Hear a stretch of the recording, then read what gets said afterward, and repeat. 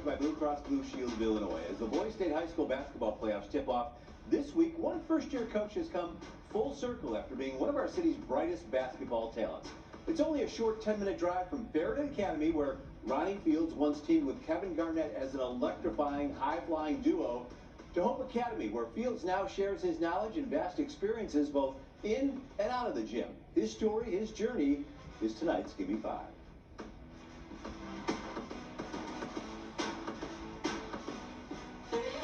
Jaden, jump, Jaden. You leaving him to go trap him. This is one of those times in basketball where you run into that crossroad when you want to realize where you're going. What I try to do is have a balance of not just being their coach, being a mentor, being a figure in their life to teach them about adversity and things that they're facing, like on the court, off the court, in the classroom, so they could be prepared to show them how I handle those things to be where I'm at today. Let's go, guys. Transition. Sandwiched between Bulls three-peats, Farragut flew, almost literally, into the spotlight with their dynamic 1-2 punch. Fields was a junior and Garnett a senior who had moved here from South Carolina after the two crossed paths at a prep all-star camp the previous summer. When you get there, most of the time, you don't even know who your roommate is.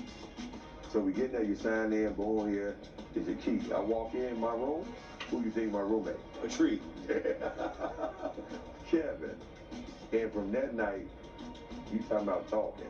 They'd lose just 2 games, the second coming in the state quarterfinals, before Garnett would become the first player in 2 decades to be drafted directly into the NBA out of high school, 5th overall by Minnesota.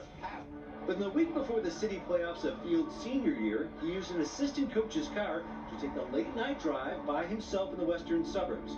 Conditions were poor, and as Fields swerved to avoid some debris in the road, the car slammed into a wall, resulting in a broken neck.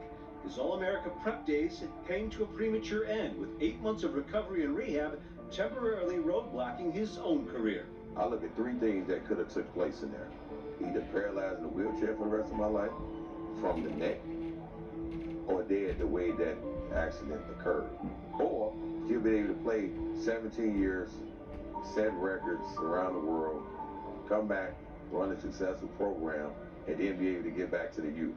So the way I look at it, I was blessed to be able to dodge the other 2 and physically still be able to do the things I'm doing today. And do you still think about that night every day? I drive past that part every day. My office in Lifetime in Oakbrook is down the street from that accident, which is crazy at the time when that new Elmhurst Hospital built wasn't there that night. Because that night, I could easily walk there. Exactly where the hospital built. Exactly where the accident happened. Let's go, keep it going. But now he's back in the city where it all began, operating Ronnie Fields Elite with players as young as 3rd grade, now getting the Eagles of Hope to fly high after his players learned more about their new coach and dove into an internet rabbit hole of old highlights. Right when he came and we started watching video on him, it was just insane. We would go to random games and people would come up to us just telling stories about him. We had a ref at one of our games just come up to us, tell us a story about him, came up to him, talked to me, showed us the video. It was awesome. It was so fun. But that was the Fields of nearly 30 years ago. The man they know now has taught them lessons on the court and off. He just taught me to be, a real man figure.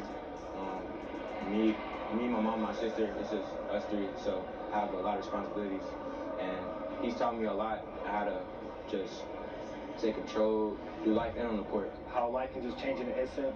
That you shouldn't just worry about sports. You should also worry about college and school. And school comes first. You're a student athlete. For a young kid to be able to handle the situation at that time and still focus moving forward was when I realized how mentally strong I was, or what just happened, and not just be like, you know what, forget it, get mad and just, no. It was like, what's the next step? We got everything to play for, to build for the future. And another notable